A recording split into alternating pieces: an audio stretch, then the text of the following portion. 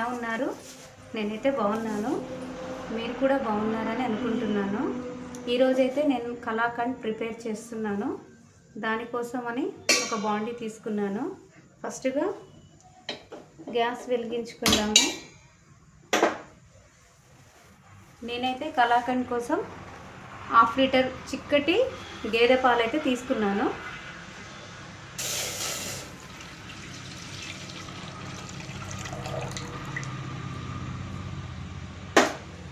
వీటిని ఇలా కొద్దిసేపు మరిగించుకుందాము.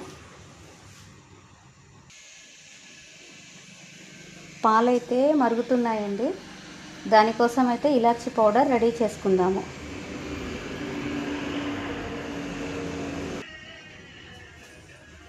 పాలైతే మరుగుతున్నాయి. పాలు ఇట్లా అడుగంటకుండా ఉండడం కోసం ఇలా మనం మధ్య మధ్యలో గరిటె పెట్టి తిప్పుతూ ఉండాలి.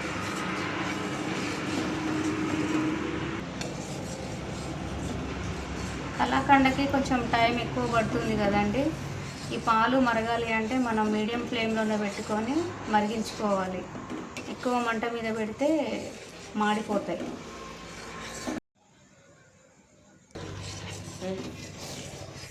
పాలైతే మరుగుతున్నాయండి. కొంచెం దగ్గరికి వస్తున్నాయి. ఇవి చిక్కటి పాలు అని చెప్పాను కదా ఫ్రెండ్స్. ఇలా నేను పాలు కాగబెడుతూ ఉంటేనే ఇట్లా వెన్నె చూడండి ఎలా వస్తుందో. ఇదంతా వెన్నెనే, ఇది మొత్తం ఇలా.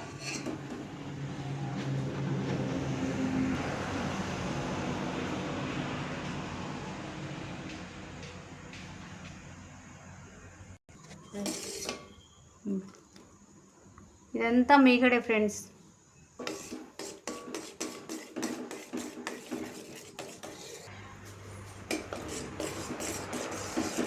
పాలు అయితే కొంచెం మరిగిపోయాయండి.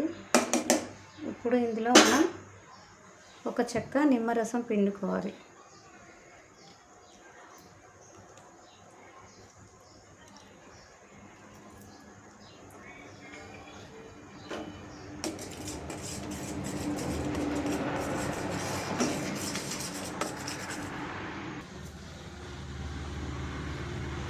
కొద్దిగా నెయ్యి వేస్తున్నానండి ఇందులో.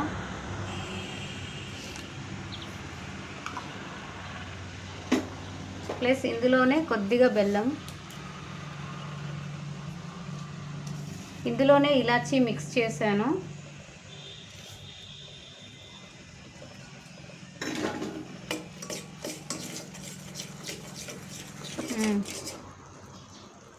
ఈ వాటర్ అంతా ఇరికిపోయేలాగా మనం ఇలా గరిటెతో తిప్పుతూ ఉండాలి. నోరూరించే కలాకండ్ రెడీ.